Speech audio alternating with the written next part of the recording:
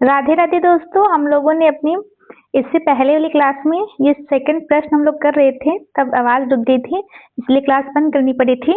हम लोग इस दूसरे प्रश्न से स्टार्ट करते हैं।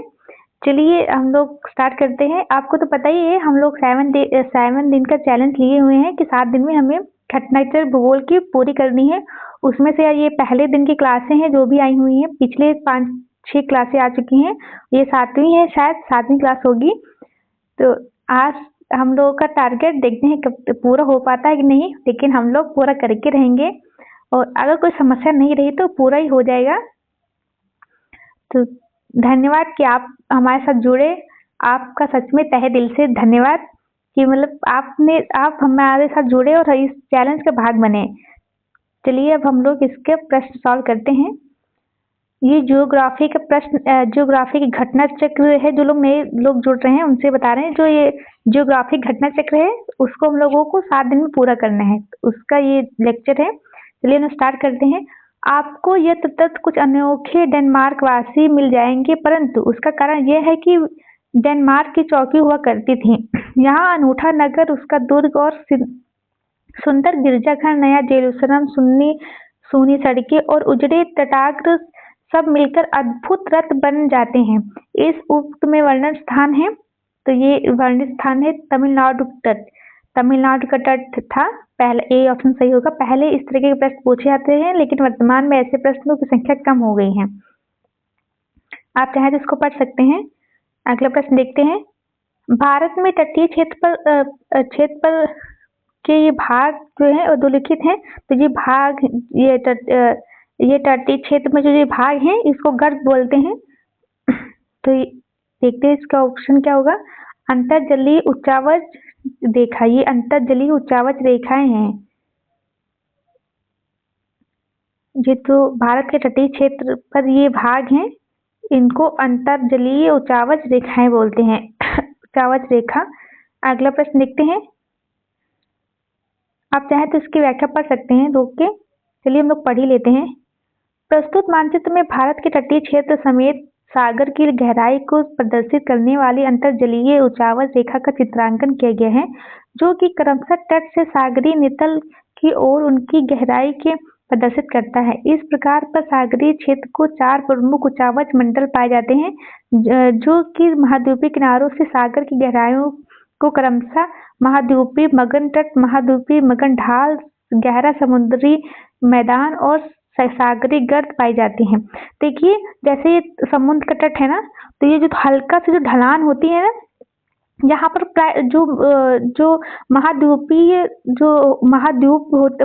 जो भूमि होती है वहां तक जल आता है, उसे महाद्वीपीय मगन तट बोलते हैं। और जो महाद्वीप का जो तट है वो थोड़ा सा इसे ढलान युक्त होता है, उसको महाद्वीपीय मगन ढलान बोलते हैं। और जो फिर इसके बाद ये जब ये खत्म होता है ये स्लोप, उसके बाद फिर सागर आ जाता है। सागर, इसको गहरा सागरी मैदान बोलते हैं। और इस गहरे सागरी मैदान में कहीं कहीं ऊपर पहाड़, कहीं नीचे खाइयां होती है ना, तो इसको जो नीचे खाई होती है ऐसे यू करके इसको गर्त बोलते हैं, सागरी गर्त बोलते हैं। आई होप आपको समझ आया होगा जो मैं कहना चाह रही थी। अगला प्रश्न देखते हैं। भारतवर्ष के निम्न शहरों पर विचार करें तथा नीचे दी गई कूटों पर ज्ञात कीजिए कि कौन सा पश्चिमी तट पर है।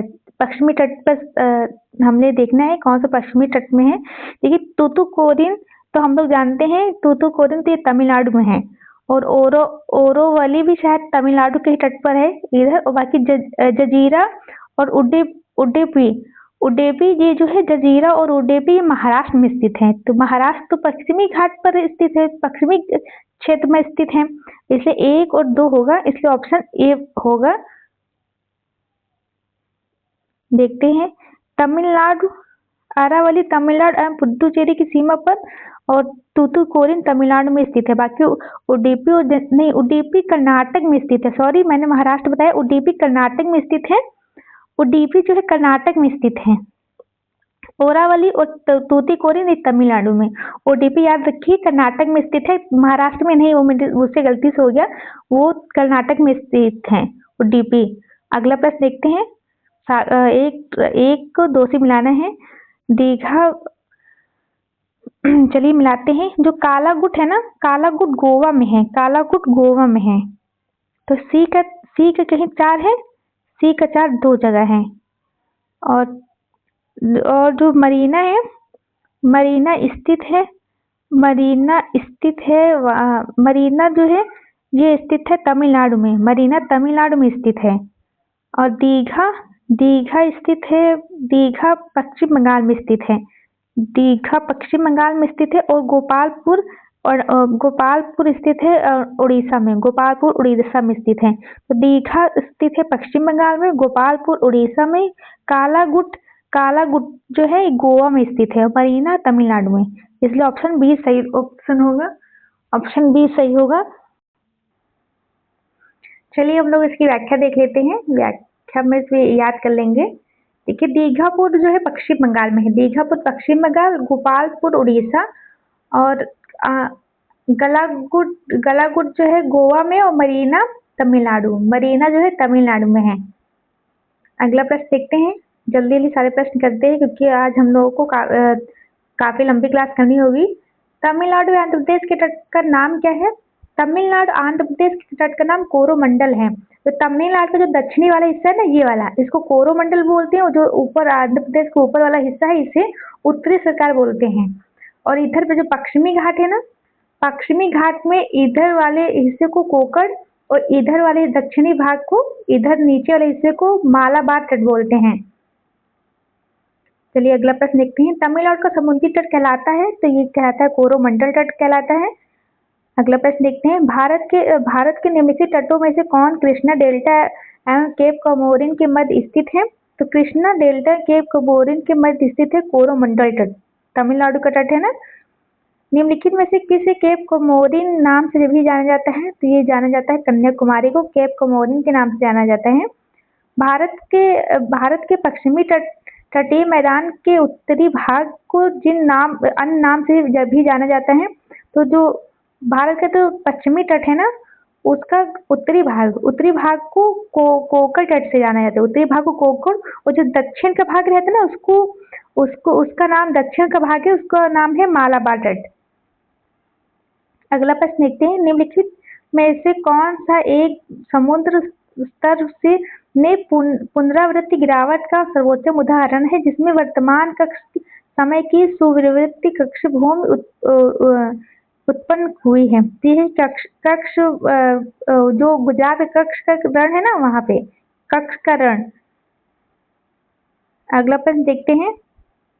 अब द्वीप समूह से जितने भी प्रश्न आएंगे, बंगाल की खाड़ी के द्वीप समूह, पहले हम लोग इसके सारे प्रश्न देखते हैं, उसके बाद हम लोग देखेंगे इसका क्या कहते हैं, लक्षद्वीप को।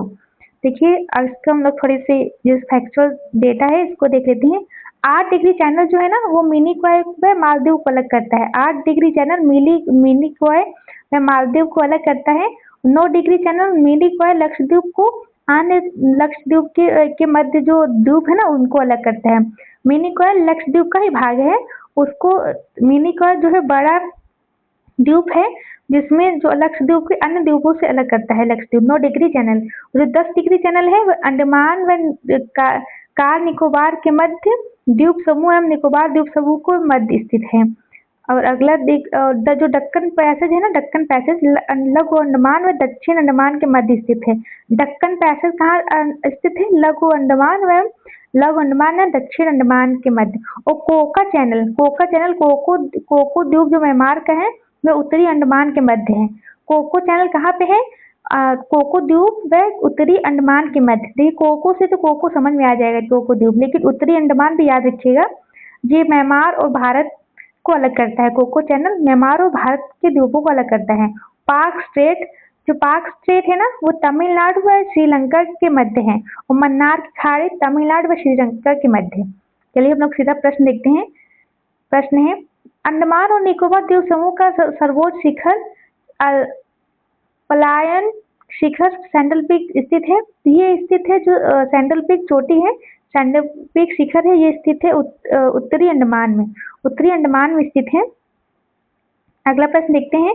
अंडमान और निकोबार द्वीप समूह में सबसे ऊंचाई वाली चोटी कौन सी है? सैंडल पीक है, जो उत्तरी अंडमान में स्थित है। अगला प्रश्न देखते हैं, अंडमान व निकोबार स्थित है। अंडमान निकोबार बंगाल की खाड़ी में जो द्वीप समूह है उसमें स्थित है, अंडमान और निकोबार। अगला प्रश्न देखते हैं, अंडमान निकोबार द्वीप समूह में द्वीपों की संख्या, इसमें स्टार लगा हुए हैं। इसमें कुल अंडमान और निकोबार की कुल द्वीपों की संख्या 836 है, जिसमें से 22 मुख्य द्वीप निकोबार द्वीप समूह है, जबकि अंडमान जो निकोबार द्वीप समूह में द्वीपों की संख्या 572 है। अगला देखते हैं, 10 डिग्री चैनल पृथक करता है। 10 डिग्री चैनल पृथक करता है अंडमान और निकोबार को। जो अंडमान और निकोबार, ऊपर अंडमान है और नीचे निकोबार है ना, तो यहाँ से 10 डिग्री चैनल जाता है। अगला प्रश्न देखते हैं,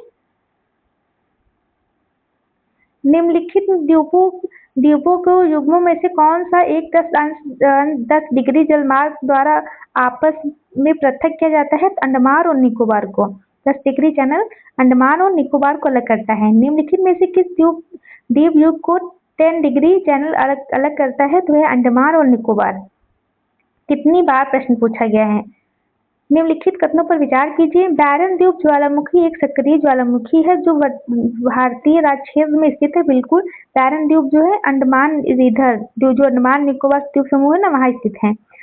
बैरन द्वीप ग्रेट निकोबार के लगभग 140 नहीं, ये कम से कम 540 किलोमीटर की दूरी पर स्थित है, इसलिए ये 2 ऑप्शन गलत होगा।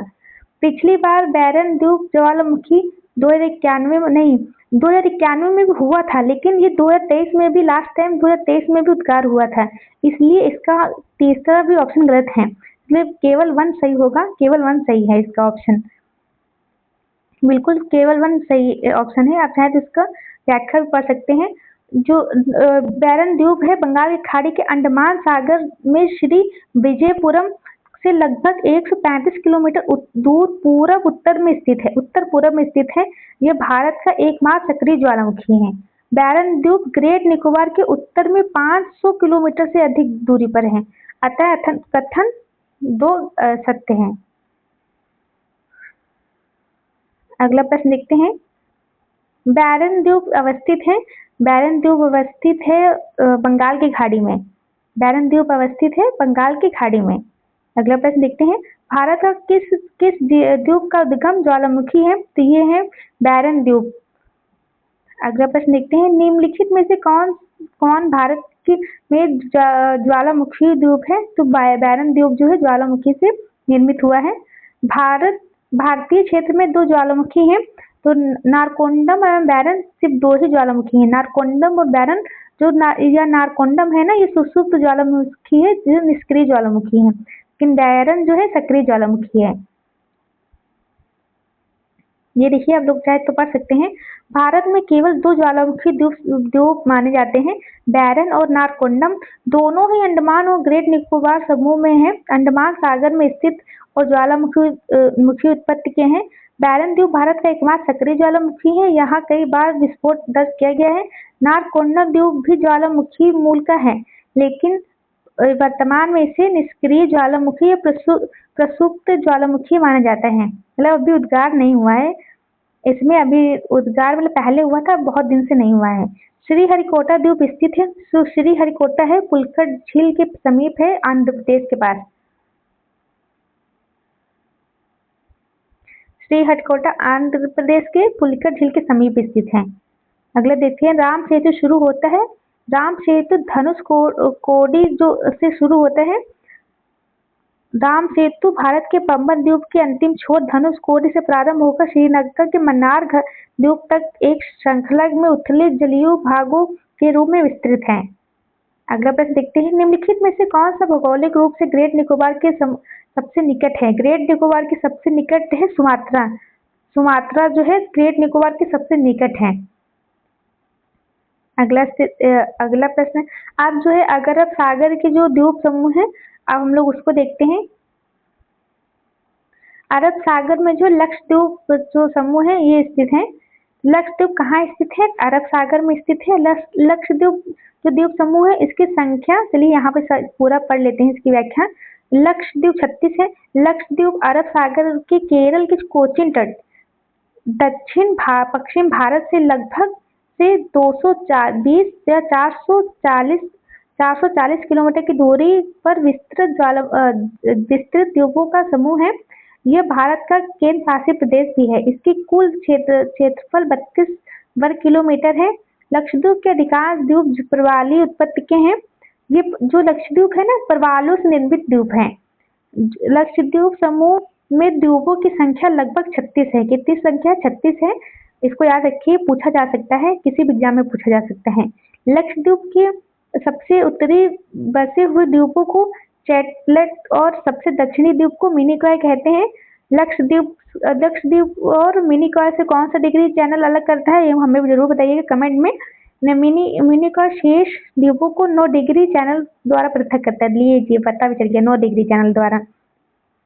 सबसे बड़ा द्वीप समूह कावारत्ती लक्षद्वीप की राजधानी है। नहीं, ये जो मिनिकॉय है ना, ये लक्षद्वीप का दूसरा सबसे बड़ा द्वीप है। अगला प्रश्न देखते हैं। और लक्षद्वीप की राजधानी क्या है? कावारत्ती। अगला प्रश्न देखते हैं। निम्न में से भारत के किस भाग में समांतर प्रवालीय द्वीप पाए जाते हैं? ये पाए जाते हैं इधर लक्षद्वीप के निकट।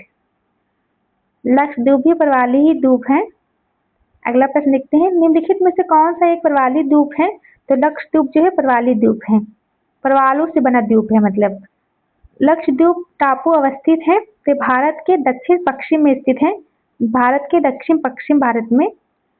लक्षद्वीप में कितने द्वीप हैं? 36 द्वीप हैं। देखिए, बीपीएससी 2001 में पूछा गया था। निम्नलिखित में से कौन सा द्वीप लक्काद्वीप द्वीप समूह का अंग नहीं है? लक्काद्वीप मतलब लक्षद्वीप का नहीं है। इसमें तिल्लन चोल जो है ना, ये नहीं है। बाकी कावारत्ती, अगाथी और कल्पेनी ये तीनों ही हैं। जो तिलचोंग है ना, ये अंडमान और निकोबार द्वीप समूह का अंग है। अगला प्रश्न देखते हैं। लक्षद्वीप द्वीप समूह के बारे में निम्नलिखित में से कौन पर विचार करना है? चलिए विचार करते हैं। द्वीपों का यह समूह छोटे मूंगों द्वीपों से बना है। बिल्कुल, पहला ऑप्शन एकदम सही है। पहले इन्हें लक्काद्वीप, मिनिकॉय और अमीनी द्वीप के नाम से जाना जाता था। बिल्कुल, ये भी सही है। तमिलनाडु के कोरमंडल तट के निकट स्थित है? नहीं, ये स्थित है मालाबार तट के पास, वहाँ केरल में स्थित है। इसे 1 और 2 होना चाहिए, केवल बी सही ऑप्शन होना चाहिए। देखते हैं, बिल्कुल बी ही सही ऑप्शन है। अगला प्रश्न देखते हैं। आप चाहे तो इसको पढ़ सकते हैं, लेकिन पढ़ने की जरूरत है नहीं। अगले देखते हैं। द्वीपों का समूह लक्षद्वीप एक प्रवाल उत्पत्ति का है, प्रवालों द्वारा बनाया गया है, इसलिए ए ऑप्शन सही होगा। अगला प्रश्न देखते हैं। निम्नलिखित में से किस क्षेत्र में प्रवाल भित्तियां नहीं पाई जाती? तो नहीं पाई जाती कैम्बे की खाड़ी में, बाकी मन्नार की खाड़ी, कच्छ की खाड़ी, लक्षद्वीप और मिनिकॉय में तो पाई जाती हैं। अगला प्रश्न देखते हैं। निम्नलिखित में से कौन सा द्वीप भारतीय तट रेखा के सुदूरवर्ती द्वीप की श्रेणी में आता है? तो ये आता है मिनिकॉय आता है। अगला प्रश्न देखते हैं।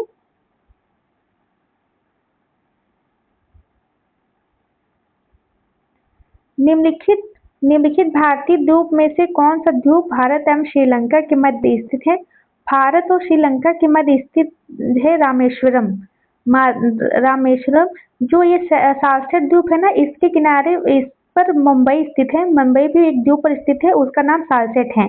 और एलिफेंटा जो है मुंबई के निकट है ना, एलिफेंटा जहाँ पर जो है बौद्ध गुफाएं, जो है एलिफेंटा की गुफाएं जो पाई जाती है ना, ये मुंबई के पास ही स्थित है एलिफेंटा। और निकोबार तो आप जानते ही है, इधर पश्चिम बंगाल, जो बंगाल खाड़ी है वहां पे स्थित है। एक द्वीपों पर निर्मित भारत का बड़ा नगर है मुंबई है, जो सालसेट द्वीप पर स्थित है। अगला प्रश्न देखते हैं। विश्व भारत का सर्वाधिक आबादी वाला द्वीप है, तो ये सालसेट द्वीप है जहाँ पर मुंबई स्थित है। भारत का सर्वाधिक आबादी वाला द्वीप सालसेट द्वीप है, जिस पर मुंबई शहर स्थित है। द्वीप अवस्थिति को देखना है। चलिए देखते हैं। जो द्वारिका है ना, ये अरब सागर तट पर स्थित है। जो द्वारिका है अरब सागर तट पर स्थित है, तो सी का 2 होना चाहिए। तो सी का दो जगह है, एक ही जगह है। चलिए, हमको मिल भी गया। सी का एक जगह ये, इसलिए बी ऑप्शन होगा। देखिए, द्वारिका जो अरब सागर पर ही स्थित है। तो वैद शायोदर, जो वैद शायोदर है ना, ये कच्छ की खाड़ी में स्थित है। कच्छ की खाड़ी में स्थित है। जो दीव है ना, दीव दीव स्थित है काठियावाड़ तट। दीव काठियावाड़ तट पर स्थित है, काठियावाड़ का तट पर। और पीरम, जो पीरम है ना, ये खंबात की खाड़ी में स्थित है। पीरम जो है खंबात की खाड़ी में स्थित है। पीरम खंबात की खाड़ी में, दीव याद रखिए काठियावाड़ तट पर। और जो द्वारिका जो है अरब सागर तट पर स्थित है। इसका बी ऑप्शन होना चाहिए, बिल्कुल ये इसका ऑप्शन बी है। देखिए कभी कभी हमको सिर्फ एक ऑप्शन पता होने से हमारा प्रश्न जो सही हो सकता है। जरूरी नहीं कि हमें सब चीज पता ही हो, क्योंकि हम लोग बहुत सारी चीजें नहीं याद कर सकते, लेकिन कुछ चीजें तो याद रह ही जाती हैं। डीवी द्वीप किसकी सरिताओं के मध्य स्थित है? तो डीवी द्वीप जो है कृष्ण नदी जो है ना उसकी सरिताओं पर स्थित है। आप चाहें तो इसकी व्याख्या पढ़ सकते हैं। अगला प्रश्न देखते हैं। ये शायद ये बहुत ज्यादा चक्रवातों के उसमें रहता है। चक्रवात यहाँ पर आते रहते हैं, इसके कारण चर्चा में रहा होगा, तब इसको पूछा गया था। जो कोरी क्रीक है ये स्थित है, कोरी क्रीक रन के कक्ष में स्थित है। ये ज्वारी क्रीक है। कोरी क्रीक एक ज्वारी क्रीक है जो कक्ष के रन में स्थित है। यहाँ एक दलदली भूमि है जो भारत एवं पाकिस्तान की सीमा के पास स्थित है। इस पर भारत का नियंत्रण है। सर क्रीक विवाद किन दो देशों के मध्य है? भारत और पाकिस्तान के मध्य है। अगला प्रश्न देखते हैं, आप चाहे तो उसकी व्याख्या पढ़ सकते हैं। अब हम लोग भारत के राज्य और केंद्र शासित प्रदेशों से जो भी प्रश्न आए होंगे वो करेंगे। चलिए देखते हैं, प्रश्न देखते हैं। लातूर किस प्रांत में आता है? लातूर आता है महाराष्ट्र। लातूर जो है महाराष्ट्र जिले में आता है। महाराष्ट्र में आता है। महाराष्ट्र जिले का एक जिला है, महाराष्ट्र राज्य का एक जिला है लातूर। विदर्भ एक प्रादेशिक नाम है भारत में, और यह महाराष्ट्र का अंग है। जो विदर्भ जो है ना वो महाराष्ट्र का अंग है। अगला प्रश्न देखते हैं। पाट आंचल अवस्थित है, ये झारखंड में स्थित है। जो पाट आंचल है ना, पाट आंचल ये अंचल ये झारखंड में स्थित है। ये छोटा नागपुर पठार के अधिकांश भाग झारखंड राज्य के अंतर्गत आता है। अगला प्रश्न देखते हैं।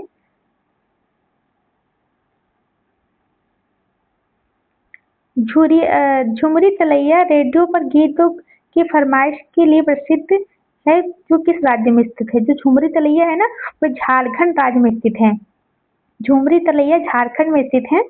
भारत के निम्नलिखित राज्यों में से किस राज्य का कोहिनूर कहा जाता है? किस राज्य को कोहिनूर कहा जाता है? तो ये कहा जाता है आंध्र प्रदेश को। आंध्र प्रदेश का जो आंध्र प्रदेश में जो खान है, कोल्लूर की खान से ही विश्व के प्रसिद्ध कोहिनूर का हीरा प्राप्त हुआ था, इसलिए आंध्र प्रदेश को कोहिनूर, भारत का कोहिनूर कहा जाता है। क्योंकि आंध्र प्रदेश में कोल्लूर खान है, उससे ही कोहिनूर हीरा प्राप्त हुआ था, इसलिए भारत का कोहिनूर आंध्र प्रदेश को कहा जाता है। मणिपुर का अधिकांश धरातल है, तो अधिकांश धरातल पर्वतीय है। मणिपुर का अधिकांश धरातल पर्वतीय है। अगला प्रश्न देखते हैं। मणिपुर के कुछ लोग लटकी हुई गाद और से बंधे अपर्ण और सड़ती वनस्पतियों के तैरते हुए द्वीपों पर तैरते हुए मकानों में रहते हैं। इन द्वीपों को कहा जाता है, इन द्वीपों को फुमडी कहा जाता है। फुमडी से बने हुए द्वीप होते हैं, उसके ऊपर जो है लोग घर बना के रहते हैं। अगला प्रश्न ये कहाँ पर है? फुमडी मणिपुर के लोकटक झील में तैरने वाले द्वीप हैं। भारत के किस राज्य को सिलिकॉन स्टेट के नाम से जाना जाता है? तो ये है कर्नाटक। कर्नाटक के बेंगलुरु को सिलिकॉन स्टेट से जाना जाता है। अगला प्रश्न देखते हैं। सिलिकॉन वैली के नाम से प्रसिद्ध बेंगलुरु। अगला प्रश्न देखते हैं। कहा जाता है कि भारत के सिलिकॉन वैली स्थित है, ये स्थित है बेंगलुरु में, कर्नाटक के बेंगलुरु में। अगला प्रश्न है। निम्नलिखित में से कौन सा सुमेलित है? सुमेलित देखना है। तो इसमें पालमपुर गुजरात से यही सुमेलित है, बाकी औरंगाबाद आंध्र प्रदेश में नहीं है, और हुबली महाराष्ट्र में भी नहीं, और गुंटूर भी नहीं। जो औरंगाबाद है ना, ये औरंगाबाद स्थित है महाराष्ट्र में। औरंगाबाद स्थित है महाराष्ट्र में, और जो हुबली है, हुबली स्थित है कर्नाटक में, और गुंटूर आंध्र प्रदेश में। याद रखिए, गुंटूर आंध्र प्रदेश में, हुबली कर्नाटक में, पालनपुर गुजरात में, ये तो फेमस है। औरंगाबाद भी फेमस है महाराष्ट्र में। अगला प्रश्न देखते हैं। निम्नलिखित में से कौन सुमेलित नहीं है? छत्तीसगढ़ मैदान सुमेलित है। झारखंड झारखंड जो है छोटा नागपुर ये भी स्थित है, महाराष्ट्र वस्ती छाया क्षेत्र ये भी सही सुमेलित है। लेकिन जो आंध्र प्रदेश है, मलनाड कर्नाटक का एक पहाड़ी एरिया है, ना कि आंध्र प्रदेश का, इसलिए डी ऑप्शन गलत है। जो मालनाड है ना, ये कर्नाटक का एक पहाड़ी एरिया है। अगला प्रश्न देखते हैं, निम्नलिखित में से कौन सा राज्य राष्ट्रीय राजधानी प्रदेश में अवस्थित है? तो अंबाला राष्ट्रीय राजधानी में स्थित नहीं है, बाकी करनाल, खुर्जर और रोहतक ये तीनों ही राष्ट्रीय राजधानी दिल्ली क्षेत्र में स्थित है, इसलिए 2, 3, 4 ऑप्शन होगा। जो स्टार दिया हुआ है ना, इसमें अंबाला नहीं है, बाकी 4 हैं, क्योंकि ऐसा कोई ऑप्शन है ही नहीं। है तो 3 और 4, 3 और 2 और 4। आप चाहे तो इसकी व्याख्या पढ़ सकते हैं। आप जब व्याख्या पढ़ेंगे तो आपको समझ में आएगा कि सारे जो दिए हुए हैं इसमें जो अंबाला है वो नहीं है। यहाँ देखिए, हरियाणा के अंबाला नगर को राष्ट्रीय राजधानी क्षेत्र के प्रति चुंबकीय क्षेत्र के रूप में विकसित किया जाने की योजना है। वर्तमान स्थिति में आधार डी ऑप्शन सही होगा। देखते हैं, यहाँ से पढ़ते हैं। स्पष्ट है कि अंबाला राष्ट्रीय राजधानी क्षेत्र के अंतर्गत शामिल नहीं है। बाकी जो ऊपर राज्य दिए गए हैं ना, ये शामिल है। जैसे रोहतक, देखिए रोहतक शामिल है, और रोहतक भी शामिल है, खुर्जरा भी शामिल है, और एक और था रोहतक खुर्जरा। और देखते हैं एक और कौन सा था ऑप्शन में, करनाल हरियाणा का जो क्षेत्र है ना, ये भी शामिल है, करनाल भी शामिल है। यहाँ कहीं करनाल भी लिखा ही होगा। करनाल किधर है? यहाँ पे मुझे जैसे करनाल नहीं दिख रहा है। अगर आपको दिख रहा होगा तो कमेंट में जरूर बताइएगा। बिल्कुल दिख गया, ये रहा करनाल। जिंद एवं करनाल जिले उत्तर प्रदेश के उपक्षेत्र के तहत मेरठ, गाजियाबाद, हापुड़ और गौतम नगर और बुलंदशहर और मुजफ्फरपुर, शामली, बागपत जिला राजस्थान के उपक्षेत्र अलवर और भरतपुर जिले हैं। राजस्थान के 2 जिले हैं, अलवर और भरतपुर। अगला प्रश्न देखते हैं, राष्ट्रीय राजधानी क्षेत्र में नहीं सम्मिलित है। तो पंजाब का भाग नहीं सम्मिलित है, बाकी उत्तर प्रदेश, हरियाणा, राजस्थान का तो भाग सम्मिलित है। यदि कोई पश्चिम से पूरब की यात्रा करे तो नीचे दिए गए विकल्पों में से मिलने वाले 4 नगरों का शहर कौन सा स्थान होगा?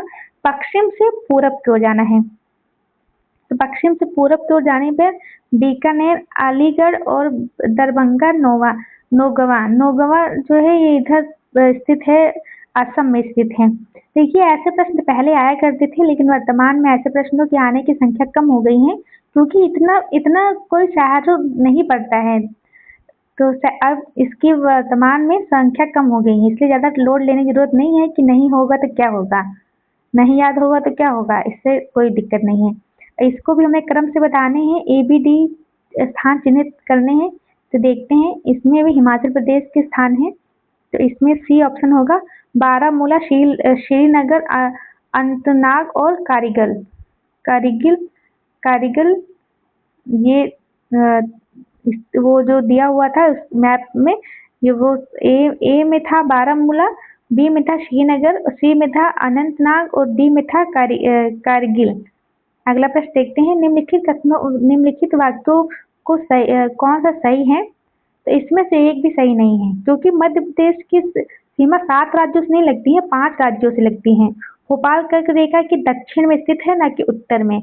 पंजाब राज्य की सीमा कहीं भी जम्मू कश्मीर से नहीं मिलती, नहीं बिल्कुल मिलती है जम्मू कश्मीर से पंजाब राज्य की सीमा। अरुणाचल प्रदेश में कोई राष्ट्रीय पार्क नहीं है, नहीं।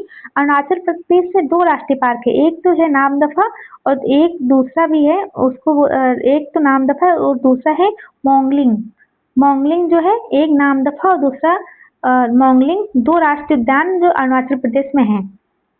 अगला प्रश्न देखते हैं, और जो उसके मध्य प्रदेश से जो राज्यों की सीमा लगती है तो वह है 5 राज्य हैं, उसमें देखते हैं कौन कौन से 5 राज्य। देखिए, गुजरात, राजस्थान, उत्तर प्रदेश, छत्तीसगढ़, महाराष्ट्र, छत्तीसगढ़, गुजरात, राजस्थान, उत्तर प्रदेश की 5 राज्यों की सीमा मध्य प्रदेश से लगती है। अगला प्रश्न देखते हैं, भारत के अनुसार निम्नलिखित राज्यों का सही अवरोही क्रम है। क्षेत्रफल के अनुसार, भारत के अनुसार नहीं, क्षेत्रफल के अनुसार निम्नलिखित राज्यों का सही अवरोही क्रम है।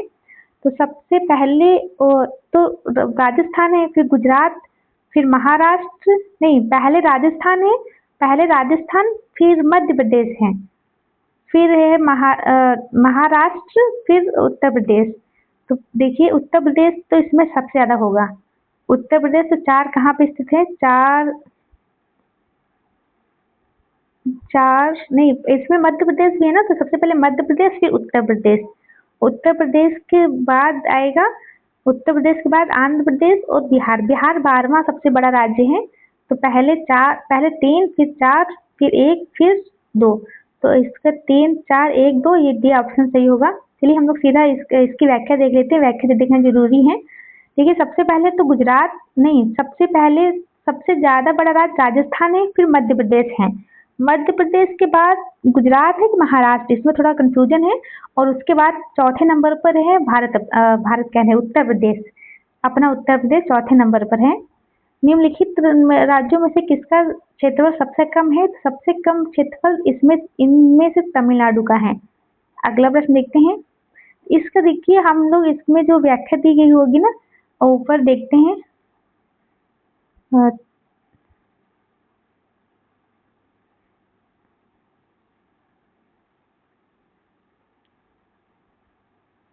इसमें तो दिया ही नहीं जो है, नहीं तो उसमें चलिए हम लोग शायद प्रश्न करेंगे ना आगे, तो हमको आएगा ही किसी न किसी में, तो जरूरी सीक्वेंस लगा हुआ आएगा, तब हमें कंफर्म भी हो जाएगा। भारत के समस्त राज्यों के क्षेत्रफल उत्तर प्रदेश का कौन सा स्थान है? तो चौथा स्थान है। देखिए बिल्कुल आ गया चौथा। देखिए पहला राजस्थान है, फिर उसके बाद मध्य प्रदेश है, गुजरात नहीं, फिर महाराष्ट्र है। पहला राजस्थान, फिर मध्य प्रदेश, फिर महाराष्ट्र, फिर गुजरात, फिर ये गुजरात भूल जाओ भाई, उत्तर प्रदेश, सॉरी कभी कभी होता है ना, हम लोग बोलना कुछ और चाहते निकलता कुछ और है। तो राजस्थान पहले नंबर पर राजस्थान है, फिर मध्य प्रदेश, फिर महाराष्ट्र, फिर उत्तर प्रदेश। याद रखिएगा। और बिहार को भी याद रखिए, बिहार 12वें नंबर पर है, क्योंकि बिहार वाले जो क्वेश्चन है ये भी पूछे जाते हैं। भारत का लगभग 30% क्षेत्र 3 राज्यों में समाहित है, वे हैं राजस्थान है, उसमें से राजस्थान, मध्य प्रदेश और महाराष्ट्र। इसमें सी ऑप्शन होगा। अगला प्रश्न देखते हैं। क्षेत्रफल के क्रम में भारत के 3 बड़े राज्य हैं, राजस्थान है, फिर मध्य प्रदेश, फिर महाराष्ट्र। अगला देखते हैं। भारत के निम्नलिखित राज्यों में से कौन सा जनसंख्या की दृष्टि से द्वितीय और क्षेत्रफल की दृष्टि से तृतीय है? तो तृतीय तो महाराष्ट्र ही है। अगर आपको ये नहीं पता होगा कि जनसंख्या की दृष्टि से द्वितीय है, तो ये तो पता ही है ना कि क्षेत्रफल की दृष्टि से तृतीय जो है, तीसरे स्थान पर महाराष्ट्र ही है। निम्नलिखित में से कौन भारत के राज्यों का उनके क्षेत्रफल के अवरोही क्रम में सही क्रम है? इसमें सी ऑप्शन है, झारखंड, छत्तीसगढ़, हिमाचल प्रदेश और उत्तराखंड। वैसे तो इतना हम लोग इतना डीप में पढ़ते नहीं है, लेकिन प्रश्न दिए हैं तो देख लेते हैं। पहले झारखंड है, फिर छत्तीसगढ़, फिर हिमाचल प्रदेश, फिर उत्तराखंड। पहले छत्तीसगढ़, झारखंड, हिमाचल प्रदेश, उत्तराखंड। छत्तीसगढ़, झारखंड, हिमाचल प्रदेश, उत्तराखंड। याद करिए, शायद दोबारा भी पूछा जा सकता है और नहीं भी। भारत के निम्नलिखित राज्यों में उनके भौगोलिक क्षेत्र के घटते क्रम में व्यवस्थित करना है। तो घटते क्रम में व्यवस्थित करते हैं तो सबसे ज्यादा तो राजस्थान का ही है। उसके बाद महाराष्ट्र, तो 1 और 3 कहाँ पर है? 1 और 3 सिर्फ सी ऑप्शन में है। उसके बाद है कर्नाटक, कर्नाटक के बाद तमिलनाडु। कर्नाटक का क्षेत्र तमिलनाडु की क्षेत्र से ज्यादा बड़ा है। अगला प्रश्न देखते हैं। आप चाहें तो इसकी व्याख्या देख सकते हैं। निम्नलिखित में से कौन सा राज्य क्षेत्रफल में सबसे छोटा है? क्षेत्रफल में सबसे छोटा है, तो इसमें उत्तराखंड सबसे छोटा है, बाकी मध्य प्रदेश दूसरा ही है, ये चौथा, ये फर्स्ट है। अगला प्रश्न देखते हैं। भारत की जनसंख्या के अनुसार तीसरा एवं क्षेत्रफल में 12वां राज्य कौन सा है? तो ये 12वां राज्य बिहार है। अगला प्रश्न देखते हैं। निम्नलिखित राज्यों में से कौन से उत्तर प्रदेश की सीमावर्ती है? पंजाब को छोड़ के राजस्थान, छत्तीसगढ़, झारखंड ये उत्तर प्रदेश के सीमावर्ती राज्य हैं। तो इसमें बी ऑप्शन होगा। उत्तर प्रदेश से 8 राज्य और 1 केंद्र शासित प्रदेश दिल्ली लगता है। 8 राज्यों में हिमाचल प्रदेश, हरियाणा, राजस्थान, मध्य प्रदेश, छत्तीसगढ़, झारखंड, बिहार, उत्तराखंड और केंद्र शासित प्रदेश दिल्ली लगता है। अगला प्रश्न देखते हैं। इसमें मध्य प्रदेश, राजस्थान से पंजाब नहीं लगता, पहले पंजाब जब पंजाब जो हरियाणा का हिस्सा था तब ये लगता था, लेकिन अब हरियाणा अलग हो गया है इसलिए पंजाब नहीं लगता। असम कुल मिलाकर कितने राज्यों एवं केंद्र शासित प्रदेशों से घिरा है? ये 7 राज्यों से। असम 7 राज्यों से घिरा हुआ है। अगला प्रश्न देखते हैं, छत्तीसगढ़ की सीमा उभयनिष्ठ नहीं है, तो ये उभयनिष्ठ नहीं है। छत्तीसगढ़ की सीमा उड़ीसा से नहीं है, बाकी महाराष्ट्र, बिहार और आंध्र प्रदेश के साथ साझा करती हैं सीमा। अगला प्रश्न देखते हैं, निम्न नगरों में से मध्य समुद्री तल से उसकी ऊंचाई अधिकतम है। अधिकतम ऊंचाई है बेंगलुरु की। अगला प्रश्न देखते हैं, निम्नलिखित में से कौन से कथन राजस्थान के मरु क्षेत्र के लिए सही है? सही उत्तर के चयन हेतु दिए गए कूट को उपयोग कीजिए। यह विश्व का सबसे घना बसा मरुस्थल है। बिल्कुल ये सही है। और ये लगभग 10,000 वर्ष पुराना है, जिसका कारण अत्यधिक मानवीय हस्तक्षेप रहा है। तो ये भी सही है कि ये 4,000 से 10,000 पुराना है। तो बिल्कुल ये भी सही है। यहाँ केवल 40 से 60% क्षेत्र ही कृषि हेतु उपयुक्त है। हाँ, ये भी सही है। शुद्ध बोए गए क्षेत्र में वृद्धि के कारण चारागाह क्षेत्र के विस्तार पर कुप्रभाव पड़ा है। तो ये भी सही है। चारागाह तो कम होगा ही अगर हम लोग ज्यादा क्षेत्र में कृषि करेंगे। तो चारों ही ऑप्शन सही है, इसलिए डी ऑप्शन सही होगा। देखिए, बिल्कुल डी ऑप्शन सही है। आप चाहे तो इसकी व्याख्या पढ़ सकते हैं। राजस्थान का मरु क्षेत्र विश्व का सबसे घना बसा मरुस्थल है। अनुमानित 4,000 से लेकर 10,000 पुराना है।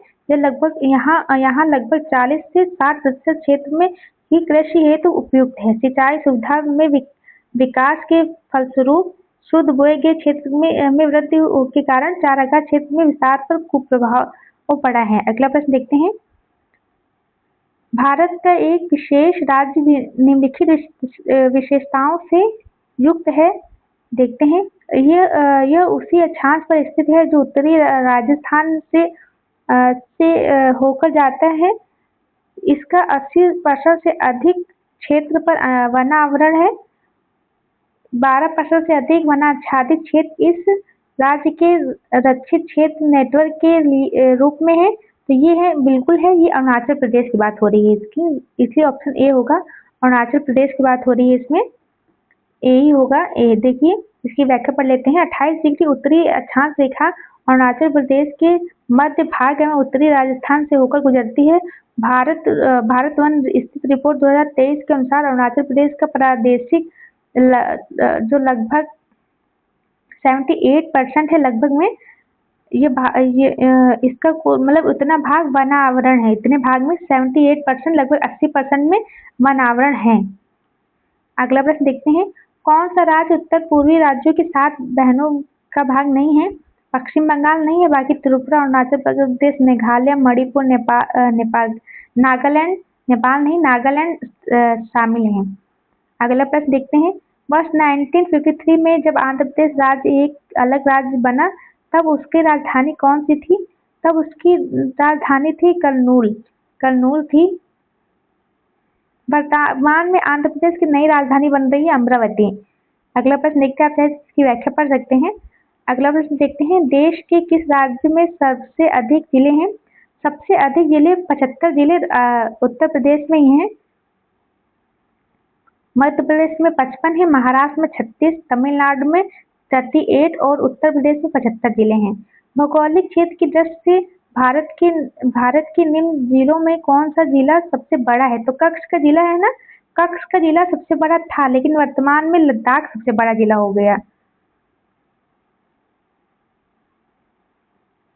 बिल्कुल वर्तमान में नहीं, अभी भी बी ऑप्शन सही है। कच्छ ही बड़ा है, जिला है, कच्छ ही है। कच्छ जो है गुजरात का जिला है, जो कच्छ का रण। अगला प्रश्न देखते हैं, सोनभद्र जिले को स्पर्श करती है। सोनभद्र जो यूपी का जिला है, उसको 4 राज्य स्पर्श करते हैं। छत्तीसगढ़, बिहार, मध्य प्रदेश और झारखंड। 4 दक्षिणी राज्य आंध्र प्रदेश, कर्नाटक, केरल और तमिलनाडु में कौन सा सबसे अधिक भारतीय राज्य के साथ सीमावर्ती है? तो ये है कर्नाटक, केवल कर्नाटक। अगला प्रश्न देखते हैं, जल्दी जल्दी खत्म करते हैं, बहुत लंबी क्लास हो रही है और अपलोड करने में बहुत दिक्कत होगी, इसलिए व्याख्या नहीं पढ़ते, इसका प्रश्न सॉल्व करते हैं। निम्नलिखित राज्यों के समूह में कौन सा एक तेलंगाना राज्य की सीमा बनाता है? तेलंगाना राज्य की सीमा आंध्र प्रदेश, कर्नाटक, महाराष्ट्र और छत्तीसगढ़ बनाते हैं। अगला प्रश्न देखते हैं, निम्न में से कौन सम्मिलित नहीं है? ये राजधानियां हैं। त्रिपुरा की राजधानी अगरतला, बिल्कुल सही है। मणिपुर की आइजोल नहीं है, मणिपुर की राजधानी इम्फाल है, इसलिए ये गलत होगा। और अरुणाचल प्रदेश की ईटानगर, नागालैंड की कोहिमा राजधानी है। अगला प्रश्न देखते हैं, गुजरात की राजधानी गांधीनगर है, राजस्थान की राजधानी जयपुर है।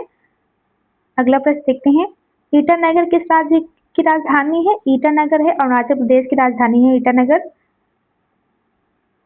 अगला प्रश्न देखते हैं, भारत की 29वें राज्य की राजधानी क्या है? तो ये है हैदराबाद। तेलंगाना की राजधानी 29वां राज्य तेलंगाना बना था 2014 में आंध्र प्रदेश से अलग होके तब उसकी राजधानी हैदराबाद थी, मतलब हैदराबाद बनी थी, नहीं है। निम्नलिखित में से कौन सम्मिलित नहीं है? देखते हैं, असम, शिलांग सही है, और सम्मिलित है देखना है। शिलांग असम की राजधानी नहीं है, और मिजोरम की आइजोल है। असम की राजधानी दिसपुर है। मेघालय की राजधानी कोहिमा नहीं है, और नागालैंड की गुवाहाटी नहीं है। अभी हम लोगों ने नागालैंड की राजधानी देखी थी, नागालैंड की राजधानी कोहिमा है, और मिजोरम की राजधानी आइजोल, मेघालय की शिलांग और असम की दिसपुर। याद रखिए, असम की दिसपुर, मेघालय की शिलांग, मिजोरम की आइजोल, नागालैंड की कोहिमा। अगला प्रश्न देखते हैं, निम्नलिखित में से कौन सा एक सुनियोजित राजधानी नहीं है? तो बेंगलुरु नहीं है, बाकी चंडीगढ़, भुवनेश्वर, गांधीनगर राजधानी है। अगला प्रश्न देखते हैं, सूची 1 को सूची 2 से मिलाना है। नागालैंड की राजधानी, असम की राजधानी देखिए दिसपुर है, तो 1 का 3 है कहीं? 1 का 3 सिर्फ बी ऑप्शन में है। अगर एक भी पता है आपको तो ऑप्शन टिक हो जाएगा आपसे। नागालैंड की राजधानी है कोहिमा, नागालैंड कोहिमा, और अरुणाचल प्रदेश ईटानगर, और मेघालय की शिलांग। अगला प्रश्न देखते हैं,